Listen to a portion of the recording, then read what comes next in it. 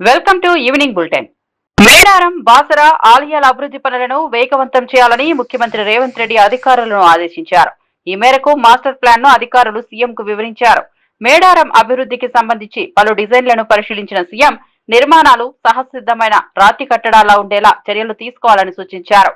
భక్తులకు ఎలాంటి అసౌకర్యం కలగకుండా ఎంట్రీ, ఎగ్జిట్ మార్గాలు, పార్కింగ్ వసతులు సమగ్రంగా ఉండాలని సీఎం ఆదేశించారు. 100 రోజుల్లో అభివృద్ధి పనులు పూర్తయ్యేలా ప్రణాళికలు సిద్ధం చేయాలని స్పష్టం చేశారు.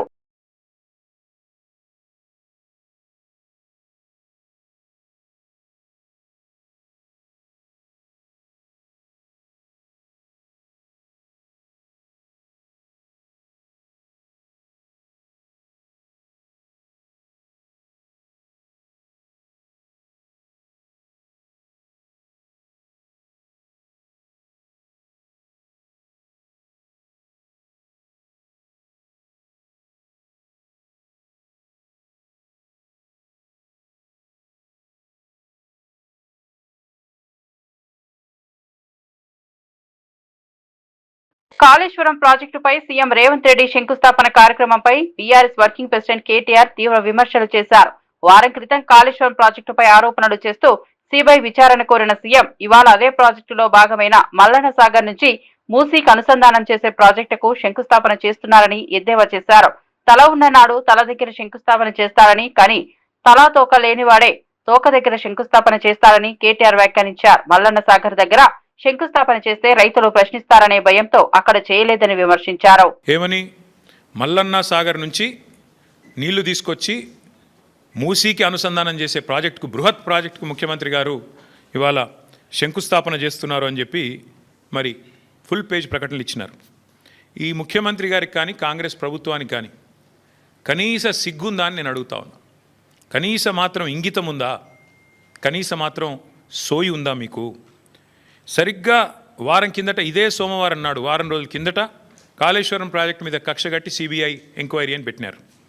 మరి ఈరోజు ఈ సోమవారం రోజు కేసీఆర్ గారు కట్టిన అదే కాళేశ్వరం ప్రాజెక్టు మీద ఆధారపడ్డ మూసీ జలాల అనుసంధానం అని పెట్టి ఇవాళ శంకుస్థాపన చేస్తూ ఉన్నారు. ఇక్కడ విచిత్రం ఏంటంటే, కాకపోతే ఎవరైనా మనిషి జ్ఞానం ఉన్నవాడైతే తల దగ్గర శంకుస్థాపన చేస్తారు. తల దగ్గర చేస్తారు. ఎక్కడైతే నీళ్లు ఉన్నాయో, ఎక్కడి నుంచి అయితే నీళ్లు తేవాలనుకుంటున్నారో అక్కడ శంకుస్థాపన చేస్తారు. కేవలం తలా తోక లేని వాళ్ళే తోక దగ్గర చేస్తారు. ఎందుకంటే బాధ ఏముంది ఈయనకి? మల్లన్న సాగర్ దగ్గర పోయి శంకుస్థాపన చేస్తే ఏం చెప్పాలా? ఎదురుగా కళ్ళు దొబ్బినాయా, నీకు కనబడతలేవా, అవి కాళేశ్వరం నీళ్లు కాదా అని ప్రజలు అడుగుతారు, రైతులు అడుగుతారు. రాష్ట్ర మంత్రి పొన్నం ప్రభాకర్ కేంద్ర ప్రభుత్వంపై తీవ్ర విమర్శలు చేశారు. రాజకీయ కక్ష తీర్చుకోవాలనుకుంటే వేరే విధంగా ప్రయత్నించాలని, రైతులపై భారాన్ని మోపకూడదని హెచ్చరించారు. రైతులు రోడ్ల వెంట తిరిగే పరిస్థితిని కేంద్రంలో ఉన్న బీజేపీ తలపెట్టిందని ఆయన ఆరోపించారు. రైతు సమస్యల పట్ల నిర్లక్ష్యం వహిస్తూ ఎరువులు, విత్తనాలు, మద్దతు ధర వంటి అంశాల్లో సరైన చర్యలు తీసుకోలేదని విమర్శించారు. వేధింపులు చేయదలుచుకుంటే తెలంగాణ ప్రభుత్వాన్ని, ప్రజలను ఇంకో రకంగా వేధింపులకు గురి చేయండి. కానీ నేరుగా రైతుల మీద ప్రభావం పడుతూ, రైతులు ఇబ్బంది పడుతూ, రైతులు రోడ్ల పొట్టి తిరిగే పరిస్థితి రావడానికి కారణమైన బీజేపీ స్పందించకపోతే నేను రాష్ట్ర కాంగ్రెస్ అధ్యక్షునికి, ముఖ్యమంత్రి గారికి, మంత్రులందరూ కూడా కోరుకుంటున్నాం, త్వరలోనే భారతీయ జనతా పార్టీ వ్యతిరేకంగా కార్యాచరణ తీసుకొని ఎలా రైతుల సహకారంతో ఒత్తిడి తెచ్చే విధంగా చర్యలు తీసుకుంటాం. మంచి మాటగా సామధాన భేద దండోపాయాలుగా అనేక సందర్భాలు విజ్ఞప్తి చేసినాం. ఈ హెచ్చరికగా భావించుకోండి. ఇలా రైతుల పక్షాన్ని నిల్చునేటువంటి పార్టీగా, రైతులకు అండగా ఉండేటువంటి పార్టీగా, కాంగ్రెస్ పార్టీగా భారతీయ జనతా పార్టీని గట్టిగా డిమాండ్ చేస్తూ ఉన్నాం. ఈ బాధ్యత మీది. బాధ్యతను విస్మరించి వ్యవహరించకండి. బాధ్యతను విస్మరించడం వల్ల తెలంగాణ రైతాంగానికి నష్టం జరుగుతోంది. అన్నదాత కష్టాల్లో ఉంటే రేపు తెలంగాణ ప్రజలకు కష్టాలు వస్తాయి. ఇలా దిగుబడి తక్కువైతే రాష్ట్ర ఆదాయం మీద, రైతుల ఆదాయం మీద, తదుపరి రాష్ట్ర మొత్తం వ్యవస్థ మీద ప్రభావం పడేటువంటి అవకాశం ఉంటుంది. అమరావతి మెడికల్ కాలేజీల అంశంపై బహిరంగ చర్చకు రేడు సిద్ధమని రాష్ట్ర హెల్త్ మినిస్టర్ సత్యకుమార్ యాదవ్ స్పష్టం చేశారు. ఈ విషయంపై వైసీపీ నాయకులకు సవాల్ విసిరిన ఆయన ఎప్పుడైనా ఎక్కడైనా చర్చకు రావాలని సవాల్ చేశారు. రాష్ట్రంలో వైద్య రంగ అభివృద్ధి కోసం ప్రభుత్వం తీసుకుంటున్న చర్యలను ప్రజల ముందే వివరించడానికి తాను సిద్ధంగా ఉన్నానని తెలిపారు. మెడికల్ కాలేజీలపై అనవసర ఆరోపణలు చేసి ప్రజలను తప్పుదారి పట్టించకుండా వాస్తవాలు వినడానికి వైసీపీ నాయకులు ధైర్యం చేస్తారా అని ప్రశ్నించారు. బహిరంగ సవాలు ఏ వేదిక నుంచైనా మెడికల్ కాలేజీల గురించి చర్చకు వస్తే ఎందుకు వాటిని పీపీపీ మోడ్లో పెట్టాల్సి వచ్చిందో చెప్పడానికి నేను సిద్ధంగా ఉన్నాను. నేను ఒక్కరిని వస్తా కావాలంటే మీ పార్టీ నుంచి 10 మంది 100 మంది రాండి, 100 మంది కూడా సమాధానం చెప్పడానికి నేను సిద్ధంగా ఉన్నాను. ఎందుకు మేము పీపీపీ మోడ్లోకి వాళ్ళ మెడికల్ కాలేజీలు తీసుకెళ్లాం? నరేంద్ర మోడీ గారి ప్రభుత్వం 5 సంవత్సరాల క్రితం 12 మెడికల్ కాలేజీలు మంజూరు చేసి దానికి నబార్డు కింద కానీ లేదా సెంట్రల్ స్పాన్సర్ స్కీమ్ కింద కానీ లేదా స్పెషల్ అసిస్టెన్స్ ఫర్ ఇన్ఫ్రాస్ట్రక్చర్ గురించి కానీ 8,500 కోట్ల రుణం కూడా ఇవ్వడానికి వస్తే 5 సంవత్సరాల కాలంలో ఒక్క కాలేజీ కూడా సంపూర్ణంగా పూర్తి చేయకుండా అరకొరగా సగం బిల్డింగ్లు కట్టి ఆ 5 కాలేజీలు మొదలు పెడితే 6వ కాలేజీ మేము వచ్చే నాటికి దాన్ని పూర్తి చేసి 10 పూర్తి చేశాం. ఇక మిగతా కాలేజీ గురించి మేము వచ్చిన కొత్తల్లో ఈ కాలేజీ ప్రారంభం కోసం ఎన్ఎంసీ నుంచి ఇన్స్పెక్షన్ వచ్చింది, ఢిల్లీ నుంచి. వచ్చిన తర్వాత కాలేజీ చూశారు, చూసి వాళ్ళు రిపోర్ట్ ఇచ్చారు.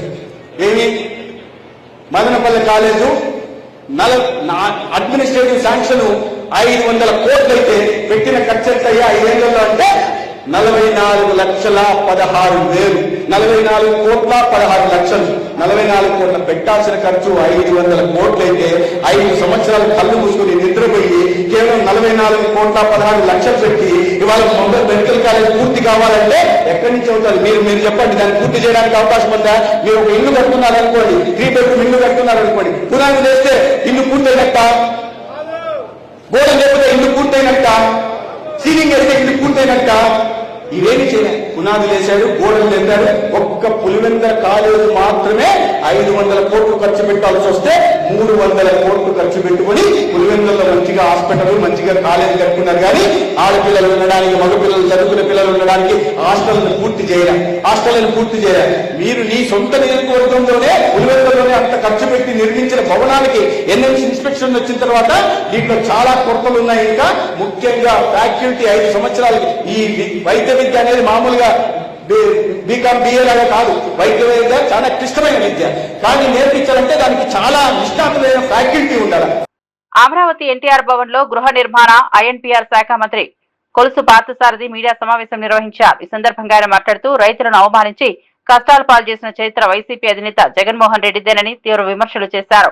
రాష్ట్రంలో రైతు సంక్షేమం కోసం తీసుకోవాల్సిన చర్యలను పక్కన పెట్టి జగన్ పాలనలో అన్నదాతలు అప్పుల పాలై ఆత్మహత్యలకు దిగారని ఆరోపించారు.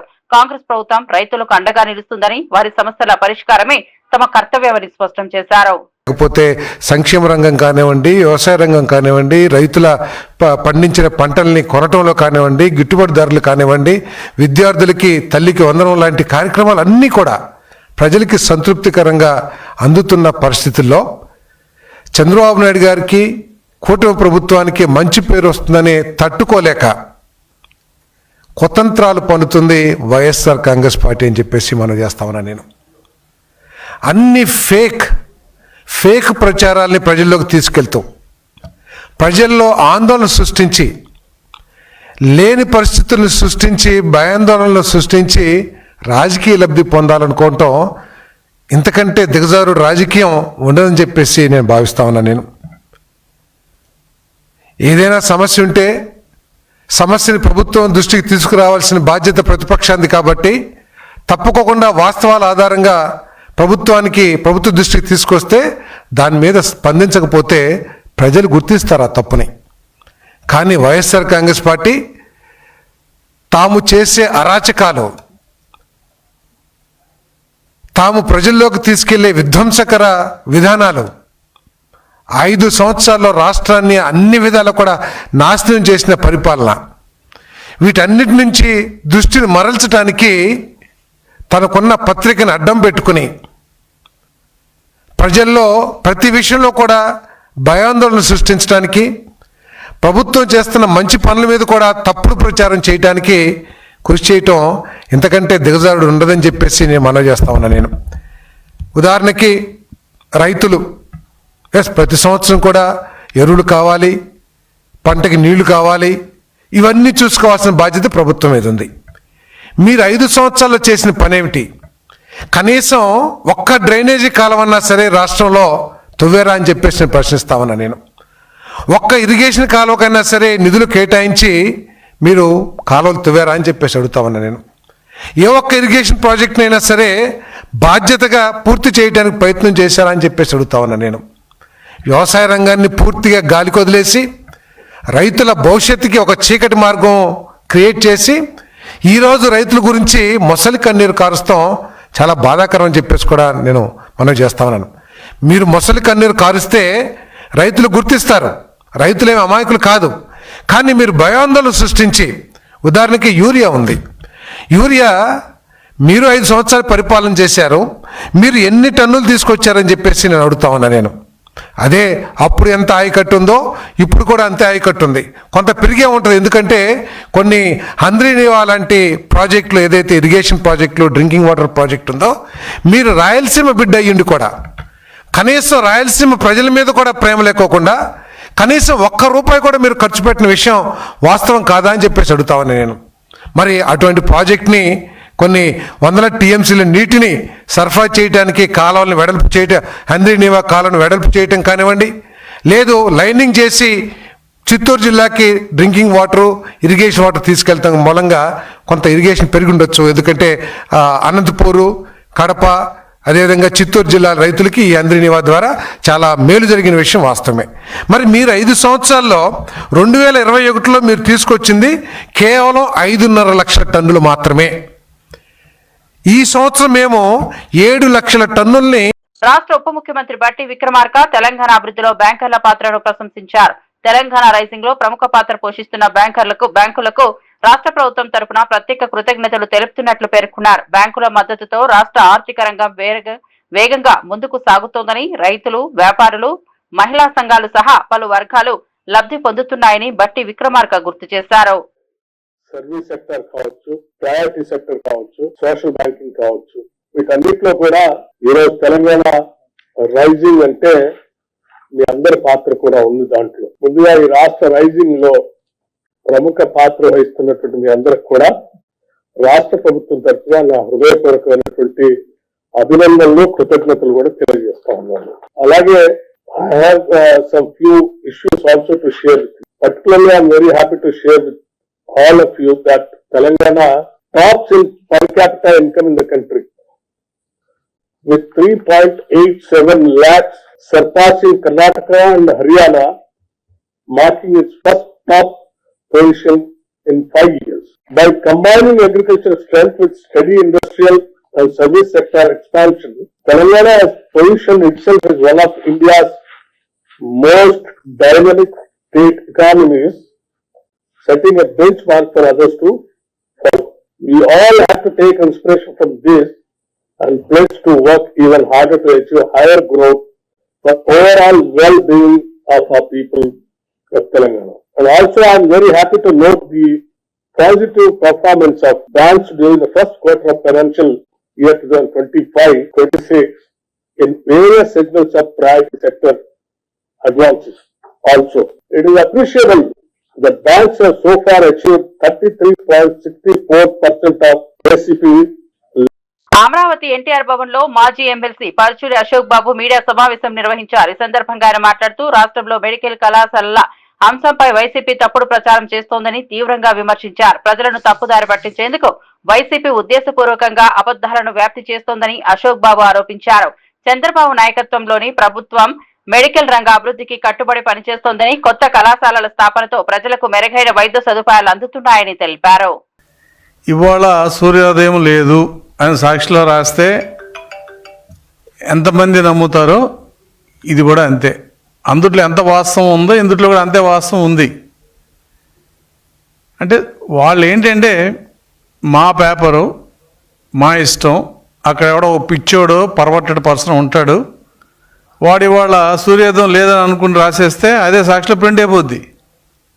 అంటే రాసేవాడి కన్నా బుద్ధి ఉండాలా, రాయించేవాడి కన్నా బుద్ధి ఉండాలా. చదివేవాళ్ళు ఇద్దరి కంటే కూడా మేధావులు. ఇవాళ సూర్యోదయం లేదని సాక్షి పేపర్లో రాస్తే నాకు పేపర్ ఉంది, టీవీ ఉందని ఆ సాక్షి పేపర్ పనిచేసేవాళ్ళు కూడా నమ్మరు. ఎందుకని వాస్తవాలు ఎప్పుడు ప్రజలకి అర్థమయ్యేటట్లు ఉండాలా, వాస్తవాలు చెప్పగలగాల. ఇది మెడికల్ కాలేజీ ఒక్కడి కూడా రాలేదు అనేది ఇవాళ సూర్యోదయం లేదు అన్న దాంట్లో ఎంత వాస్తవం ఉందో ఇది కూడా అంతే వాస్తవం ఉంది. వీళ్ళు ఏమన్నా అసలు ప్రభుత్వంలో 2019 నుంచి 2024 దాకా ఉన్నారు. ఎన్ని మెడికల్ కాలేజీలు ఉన్నాయి, అసలు ఎన్ని కాలేజీలు వీళ్ళు కొత్తగా తెచ్చారు, అంతకుముందు ఎన్ని కాలేజీలు ఉన్నాయనేది లెక్క అధికారంగా ఉంటుంది. అదేమి ఇవాళ తారుమారు చేసే అంకేం కాదు. చంద్రబాబు నాయుడు గారు ఉమ్మడి రాష్ట్రంలో ఆయన ముఖ్యమంత్రిగా చేసినప్పుడు మొత్తం 27 కాలేజీలు వచ్చినాయి. అది 14-19లో దాదాపుగా 11 కాలేజెస్ వచ్చినాయి. ఒక 6 ప్రైవేట్ సెక్టార్లో వచ్చినాయి, అలాగే 5 గవర్నమెంట్ సెక్టార్లో వచ్చినాయి. అంటే మెడికల్ కాలేజీ అంటే ఇంజనీరింగ్ కాలేజీ లాగా ఏదో ఒక బ్రాంచ్ పెట్టుకుని నేను సిఎస్ఎస్ పెడతాను, లేదంటే ఒక సివిల్ ఇంజనీరింగ్ పెడతానని చెప్పి క్లోజ్ చేసిన పరిస్థితి కాదు. ఓ మెడికల్ కాలేజీ పెట్టాలంటే దానికి అనుబంధంగా ఒక హాస్పిటల్, ఇన్ని బెడ్స్, ల్యాబు, బోలంత ఇన్ఫ్రాస్ట్రక్చర్ కావాలి. కాబట్టి అటువంటి అవగాహన లేకుండా మేమేదో కేంద్ర ప్రభుత్వం 17 మెడికల్ కాలేజీ తీసుకొస్తే 17 మెడికల్ కాలేజీలు మేమే ప్రారంభించాం, చంద్రబాబు నాయుడు ఒక్క కాలేజీ కూడా తేలేదనే ఒక ఆరోపణ అనేది ఇందుకంటే దుర్మార్గమైన ఆరోపణ లేదు. నువ్వు 17 మెడికల్ కాలేజీ తీసుకొచ్చాయని చెప్పి ఊరిని బాధ కొట్టుకుంటున్నావు. 17 మెడికల్ కాలేజీల్లో ఎన్ని మెడికల్ కాలేజీల్లో ఇవాళ స్టూడెంట్స్ చదువుతున్నారు? 5 మాత్రమే చదువుతున్నారు. ఎందుకని? 17 మెడికల్ కాలేజీలకి 8,000 దాదాపు 8,480 అంటే 8,500 కోట్లు ఖర్చు అవుతుందని చెప్పి కేంద్ర ప్రభుత్వం ఎస్టిమేషన్ ఇస్తే అందుట్లో 5,000 కోట్లు మేము నాబార్డు రుణం ఇస్తాము, మిగతాది మీరు స్టేట్ గవర్నమెంట్ చూసుకోండి, మీ కాలేజీలకి అడ్మినిస్ట్రేటివ్ శాంక్షన్ ఇస్తున్నామని చెప్పి కేంద్ర ప్రభుత్వం చెప్పింది. చెప్పిన దాని మీద వీళ్ళు 17 కాలేజీలు ప్రారంభించడానికి సిద్ధమయ్యారు. కాంపౌండ్ వాళ్ళు కట్టారు, బిల్డింగ్ ప్లాన్లు ఉన్నాయి. అంటే jack of all but master of none అని 17 కాలేజీల్లో ఏది కూడా సంపూర్తిగా కాలేజీ అడ్మిషన్ పనికొచ్చే విధంగా అది కట్ల. సివిల్ వర్క్స్ అన్నీ స్టార్ట్ చేశారు, డబ్బులు ఇచ్చారు. కేంద్ర ప్రభుత్వం 975 కోట్లు ఇచ్చింది, రాష్ట్ర ప్రభుత్వం నుంచి 465 కోట్లు మాత్రమే ఖర్చు పెట్టి మొత్తం 1,450 కోట్లు ఖర్చు పెట్టి ఈ 17 కాలేజీల్లో అనంతపురం డంపింగ్ యార్డ్ లో జరుగుతున్న బయో మైనింగ్ పనులను మంత్రి Narayana, MLA Daggubati, Swachhandhra corporation chairman Pattabhiram కలిసి పరిశీలించారు. ఈ సందర్భంగా మంత్రి నారాయణ మాట్లాడుతూ గత వైసీపీ ప్రభుత్వం రాష్ట్రంలోని 123 మున్సిపాలిటీలో చెత్త పన్ను వేసి 85 లక్షల టన్నుల చెత్త పెట్టి వెళ్లిందని తీవ్ర విమర్శలు చేశారు. డంపింగ్ యార్డ్ లో రోజు ఎంత చెత్త తరలిస్తున్నారు, ఇప్పటి వరకు ఎంత పూర్తయింది, మిగిలిన చెత్త ఎప్పట్లోగా తొలగిస్తారనే అంశాలు అధికారులకు వివరించారు. రాష్ట్రంలో 6 వేస్ట్ టు ఎనర్జీ ప్లాంట్లను ఏర్పాటు చేస్తున్నట్లు స్వచ్ఛాంధ్ర కార్పొరేషన్ చైర్మన్ పట్టాభిరామ్ తెలిపారు. కనీసం ఆ చెత్తను డిస్పోజ్ చేస్తుంటే ప్రజలు హర్షించేవాళ్ళు. పన్నేశారు, బర్డన్ చేశారు, కానీ ఎక్కడికక్కడ చెత్తని ఈ విధంగా దెబ్బలుగా యాక్చువల్ గా పెట్టారు. అక్టోబర్ 2వ తేదీ 2025 కంటే రేపు నెక్స్ట్ మంత్ కి ఈ 85 లక్షలు ఫస్ట్ పూర్తి చేయండి, 85 lakhs పూర్తి చేయాలి అని ఆదేశించారు. దాని మీద ఈరోజు ఈ మున్సిపల్ శాఖ స్వచ్ఛ భారత్ స్వచ్ఛాంధ్ర కార్యక్రమంలో ఈరోజు దీన్ని చేస్తున్నాం. నిన్నటికి 78 లక్షలు పూర్తి చేశారు. గత ప్రభుత్వం 10 లక్షల కోట్ల అప్పును ఎత్తినేసిపోయినా ముఖ్యమంత్రి గారికి ఉన్న అపారంతో ఈరోజు 1 by 1 చేసుకుంటా వస్తున్నాం. అంటే ఖజానా ఖాళీ అయిన ముఖ్యమంత్రి గారు ప్రజలకు మాట ఇచ్చాం, తూచా తప్పకుండా చేయాలని చేయడం జరిగింది. ఆ విధంగా ఈరోజు ఈ రాష్ట్రంలో మున్సిపల్ శాఖ ఎలక్షన్స్ ముందు ఏదైతే ముఖ్యమంత్రి గారు మాట ఇచ్చారో తూచా తప్పకుండా ప్రజలకు చేస్తాం. ప్రజలు కొద్ది రోజులు ఓపి పట్టాల్సిన రిక్వెస్ట్ చేస్తాం. దాదాపు 85 లక్షల టన్నుల లెగసీ వేస్ట్ ఏదైతే పెరిగిపోయిందో మరి దాదాపుగా దానిలో 90% ఇప్పటికే దాన్ని ప్రాసెస్ చేయడం జరిగింది. మళ్ళీ లెగసీ వేస్ట్ అనే మాట రాష్ట్రంలో ఉత్పన్నం కాకుండా ఉండటానికి ఏ రోజు చెత్త ఆ రోజు ప్రాసెస్ అయ్యే విధంగా వేస్ట్ ఎనర్జీ ప్లాంట్స్, అదేవిధంగా మరి క్లస్టర్ మోడల్లో ప్రాసెసింగ్ సెంటర్స్ పెట్టమని కూడా మంత్రి గారు ఆదేశించారు. దాన్ని కూడా స్వచ్ఛాంధ్ర కార్పొరేషన్ తరఫున అతి త్వరలోనే ఆ ప్రాసెసింగ్ సెంటర్స్ కూడా ఏర్పాటు చేసి మరి దేశానికే ఆంధ్రప్రదేశ్ ఒక రోల్ మోడల్ గా వేస్ట్ ప్రాసెసింగ్ లో నిలిచే విధంగా చంద్రబాబు నాయుడు గారి సారథ్యంలో మంత్రి గారి నేతృత్వంలో ఇవన్నీ కూడా స్వచ్ఛాంధ్ర కార్పొరేషన్ చేపడుతుంది. రాబోయే రోజుల్లో కూడా ఇదే పందాతో ముందుకు వెళ్లి ప్రతి ఒక్క పట్టణాన్ని కూడా శుభ్రపరిచే కార్యక్రమాన్ని ఉధృతంగా చేపడతాం. పెనుకొండలో నిర్మాణంలో ఉన్న మెడికల్ కళాశాలను మంత్రి సవిత పరిశీలించారు. ఈ సందర్భంగా మాట్లాడుతూ కూటమి ప్రభుత్వంలో జరుగుతున్న అభివృద్ధిని చూసి ఓర్వలేక వైసీపీ అధినేత జగన్ విషయం కక్కుతున్నారని విమర్శించారు. రాష్ట్రంలో 17 మెడికల్ కళాశాలలు నిర్మిస్తామని జగన్ పెద్ద హామీలు ఇచ్చినా ఒక్కటి పూర్తి చేయలేకపోయాయని ధ్వజమెత్తారు. వైసీపీ పాలనలో అర్ధాంతరంగా నిలిచిపోయిన మెడికల్ కాలేజీల పనులను కూటమి ప్రభుత్వం పూర్తి చేస్తుందని మంత్రి సవిత హామీ ఇచ్చారు. మీరే చూడొచ్చు, మరి 17 మెడికల్ కాలేజీలకి నేను తీసుకొచ్చానని చెప్పి ఒక పక్క ఆరోగ్యంతో కూడా చెలగాటమాడిన వ్యక్తి జగన్మోహన్ రెడ్డి గారు. ఈరోజు రేపు 10వ తారీఖు మేము సూపర్ హిట్ సూపర్ 6 ప్రోగ్రాం చేస్తున్నాం. అది జీర్ణించుకోలేదు జగన్మోహన్ రెడ్డి గారు. 10 మెడికల్ కాలేజీల PPP మోడల్లో మళ్ళీ మొదలు పెడుతున్నామన్న విషయాన్ని తెలుసుకొని విషం కక్కుతున్నాడు జగన్మోహన్ రెడ్డి గారు. మరి 8,500 చిల్లర కోట్లతో ఆ రోజు నేను తీసుకొచ్చానని చెప్పారు జగన్మోహన్ రెడ్డి గారు. ఆయన ఖర్చు పెట్టింది 647 కోట్లే.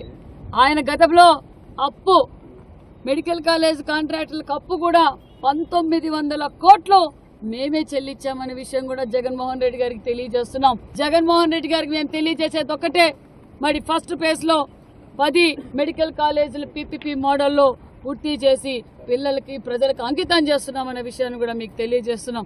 సెకండ్ ఫేజ్లో మరి మిగతా కాలేజీలు కూడా మేము పూర్తి చేస్తున్నాం. జగన్మోహన్ రెడ్డి గారికి సూటి ప్రశ్న అడుగుతున్నాం. పులివెందుల మెడికల్ కాలేజ్ కూడా పూర్తి చేయలేని అసమర్థుడు జగన్మోహన్ రెడ్డి గారు. ఈరోజు జగన్మోహన్ రెడ్డి గారు మాట్లాడడం ఏంటి? మరి గతంలో ఏదైతే ముఖ్యమంత్రి చంద్రబాబు నాయుడు గారు ఉన్నారో 27 మెడికల్ కాలేజీలు తెచ్చిన ఘనత చంద్రబాబు నాయుడు గారు. 5,015 సీట్లు తెచ్చిన ఘనత చంద్రబాబు నాయుడు గారు. అంతేకాకుండా మరి 14-19 మధ్య కాలంలో నీతి ఆయోగ్ ర్యాంకింగ్ కూడా మనకు 4వ స్థానం వచ్చింది. ఈ రోజు గత 19-14లో మరి 10వ స్థానానికి తీసుకొచ్చారు. అంటే అన్ని డిపార్ట్మెంట్ని కూల్చివేశాడు, అన్ని డిపార్ట్మెంట్లు భూస్థాపితం చేసిన జగన్మోహన్ రెడ్డి గారు ఈరోజు నీతి వాక్యాలు మాట్లాడడం ఏమైనా బీఆర్ఎస్ వర్కింగ్ ప్రెసిడెంట్ కేటీఆర్ సినీ నిర్మాత అల్లు అరవింద్ తల్లి అల్లు కనకరత్నమ్మకి నివాళులు అర్పించారు. ఈ సందర్భంగా ఆయన కుటుంబ సభ్యులను పరామర్శించి ధైర్యం చెప్పారు. అల్లు కనకరత్నమ్మ మృతి పట్ల లోతైన సంతాపాన్ని వ్యక్తం చేసిన కేటీఆర్ ఆమె ఆత్మకు శాంతి చేకూరాలని ఆకాంక్షించారు.